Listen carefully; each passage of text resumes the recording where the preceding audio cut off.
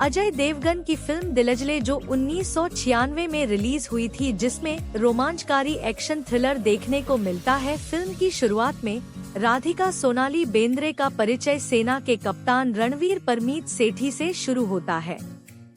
उनके पिता राजा साहब शक्ति कपूर, जो पूर्व राजा और वर्तमान राजनेता हैं, राधिका से मिलवाते हैं। राजा साहब राधिका से कहते हैं कि कप्तान उनके लिए एक अच्छा पति साबित होगा।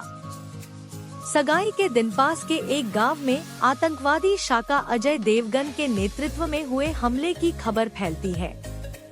रणवीर और राजा साहब एक बड़ी सेना के साथ उस गांव के लिए रवाना होते हैं, लेकिन यह एक चाल साबित होती है, क्योंकि शाका सगाई स्थल पर आता है और मंडप को जला देता है। फिर वह राधिका को काफी देर तक घूरता है, जो उसे घृणा से देखती है और चली जाती है। शाका अपने अड्डे पर पहुंचता है, जहां उसकी मुलाकात अपने नेता दारा अमरीश पुरी, शबन मधु और अपने गिरोह के बाकी सदस्यों से होती है। दारा उसका स्वागत करता है और उसे दिलजले घोषित करता है। शबन मधु, जो उससे प्यार करती है, उसे गले लगाने की कोशिश करती है, लेकिन शाका उसे ठुकरा देता है। शाका अपनी मां पफरीदा जलाल से मिलने जाता है और शाका की कहानी फ्लैशबैक में दिखाई जाती है।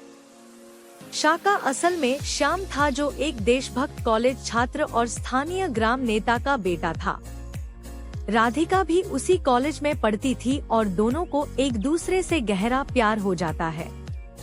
जब राजा साहब गांव की सारी जमीन हड़पने की कोशिश करता है, तो श्याम के पिता सभी ग्रामीणों को उसके खिलाफ एकजुट कर देते हैं।